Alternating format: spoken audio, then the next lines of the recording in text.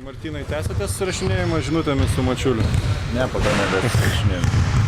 Bet tai kažką atrašėjom tada, kai jis parašė, kad važaisim kartu vieną grupę? Ne, tai parašiau, kad padarysim viską, kad jis norėtų važiuoti į Lietuvą, tai parašiau, kad taip bus.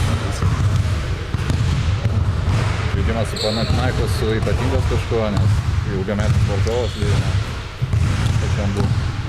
Tai kažkiek gal aišku, labiau žinomas varžovas ir labiau noris nugalėti, bet tai yra pirmos varžybos Eurolygoje, žaidžiam namie ir nereikėtų to sureikšminti.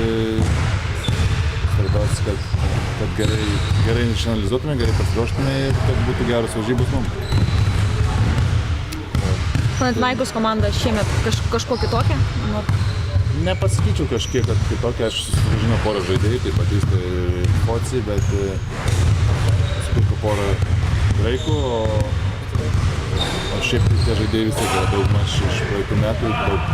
Jie pakankamai ilgai žaidžia kartu, yra susižaidė, tikrai yra pavojinga komanda, tikrai turi visose pozicijose pajėgių žaidėjų.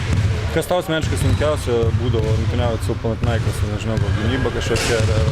Ne, žaidžia daug, sakykime, to rock'n'rollo žaidžia daug, ypač Diamantidis, yra tas Kari, kuris žaidžia metikas, tai tokios, kai žaidži prieš tokias komandas, sunkiausia yra apsiginti. Be abejo, jie tikrai gerai ginasi, todėl ir yra viena iš tų elito komandų. Ar bandysit greitint kažkaip žaidimą tempą? Nežinau, dar Panathinaikose dar nekalbėjom, nes buvo vakar laisva diena, šiandien tik susirinkam, tai manau vakare apie tai kalbėsim, negalim nieko konkretaus pasakyti.